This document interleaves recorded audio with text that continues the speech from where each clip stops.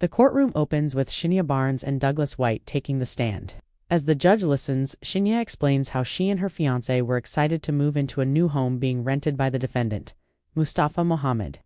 They paid him $1,200. In December 2011, expecting the home to be ready in just 10 days, but as time ticked by, the house remained unfinished. Despite numerous promises from Muhammad and frequent reassurances that the work would be completed soon, the couple found themselves couch surfing and eventually moving into a cramped apartment loaned to them by Shenia's brother. What was meant to be a short stay turned into 5 long months. Her brother even moved out to accommodate them, expecting it to last only days. Each time they asked Muhammad about the home, he begged for more time, citing everything from personal setbacks to construction delays.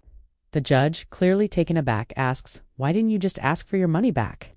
Shenia replies, "Honestly, they liked the house and truly believed he'd follow through." Shenia goes on to describe how Muhammad's excuses began piling up. At one point, he showed them pictures of himself after a car accident in a neck brace and using a cane, saying the injury had delayed the repairs. While initially sympathetic, Shenia became increasingly skeptical. He claimed he and his crew were actively working on the house, but every time she and Douglas visited, the place was empty. No workers, no progress. Just promises. According to Shenia, the bathroom needed serious attention, the toilet hadn't been installed, and the kitchen sink was being replaced. Then there were more serious issues, plumbing lines under the house and faulty gas lines. These revelations only came to light months later. Still, Muhammad continued promising the house would be ready soon. And despite their better judgment, the plaintiffs held on. The judge interrupts to clarify timelines, surprised at the length of their wait. 5 months? 5 months of hoping, waiting, and living in borrowed space with their belongings in storage? Eventually, the judge wants to know when the plaintiffs finally gave up hope. Shenia answers without hesitation. In May, Muhammad had told them the house was ready and invited them to pick up the keys. But when they arrived, the reality crushed them. The basement had active leaks, water poured across the floor from one end to the other, like a faucet had been left running. The attic, which had been converted into a lofted bedroom, had stick-on floor tiles that were already peeling off. Muhammad had the audacity to say that placing furniture over the tiles would flatten them out. Even the walls were still unfinished. The judge looks incredulous, asking how he could possibly expect them to move in under those conditions. Muhammad's solution? Let his workers finish the job after they moved in. But after 5 months of waiting, Shenia wasn't interested in living around construction workers. The dream was officially dead. The plaintiffs then explain why they're not just asking for the refund, but also for $1,600 in storage fees. Shenia recalls how, when the delays dragged on, Muhammad agreed to pay for their storage, a verbal promise that eventually turned into a written agreement. He promised $250 per month starting in March until the home was ready. They present this document in court, dated February 17th, showing Muhammad had agreed to this arrangement. But the judge immediately zeroes in on the numbers. If the agreement started in March and ended in May, that's 3 months, not the full $1,600 they're suing for. The judge calls her out. "You're suing for more than he agreed to pay?" Shenia concedes, explaining that they were desperate and loved the house, which is why they agreed to the terms despite the growing costs.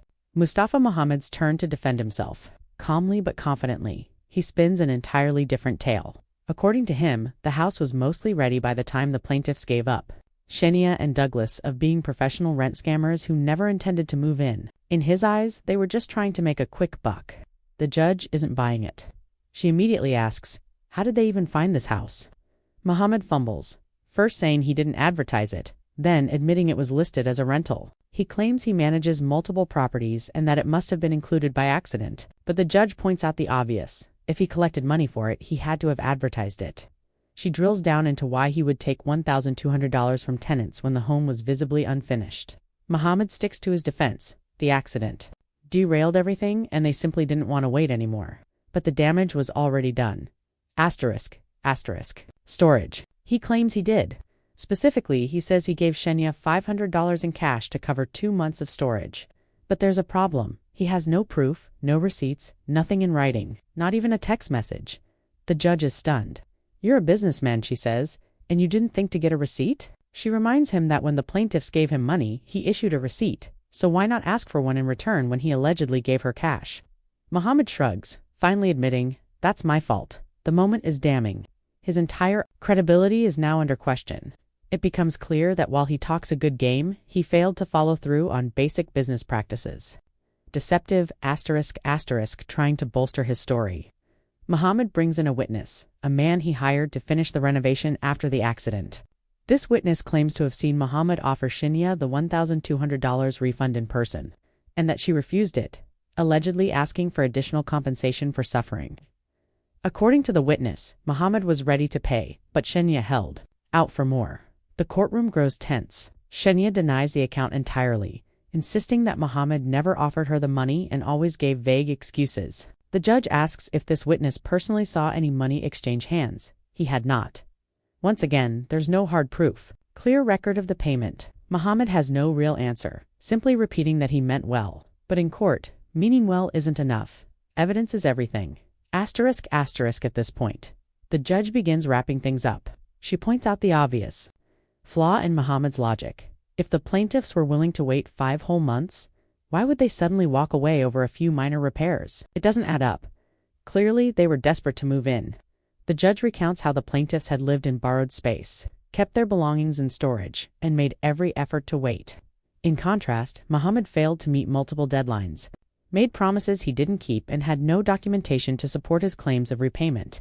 When the judge asks if the toilet was installed at the time of the final walkthrough, if the basic necessities weren't in place, then the house simply wasn't ready. End of story. Muhammad's counterclaim for lost rent is dismissed outright. Asterisk is ordered to pay $1,200 as a refund for the rental payment and $750 for the 3 months of storage, based on the written agreement that totals $1,950 awarded to the plaintiffs. She flatly denies Muhammad's counterclaim for $2,100 in lost rent, citing his failure to make the property livable. The judge firmly states that the absence of documentation, his delays, and his failure to take tenant needs seriously all contributed to her decision. Muhammad looks defeated. His claims of generosity and good intentions fell flat without receipts or concrete proof. The plaintiffs, meanwhile, quietly accept the judgment after months of inconvenience. Broken promises and frustration, they finally have some justice. Outside the courtroom, emotions run high. Shenia to lie in front of everyone, insisting again that he gave her $500. He says he had a receipt, but it was lost in the wreckage of the car accident. Frustrated, he claims he had no plans to escalate things until she demanded extra for suffering. But in the eyes of the court, his story just didn't hold up. He's a criminal, she declares boldly. This is the 3rd time I've tried to take him to court. She describes how he even gave her the wrong address in the early stages, forcing her to refile paperwork. As she walks off, she declares victory. She finally got her money back. Meanwhile, the judge closes the episode with a legal tip. When timing really matters in a rental agreement, include the words, "Time is of the essence" in your contract. It might save you from 5 months of waiting.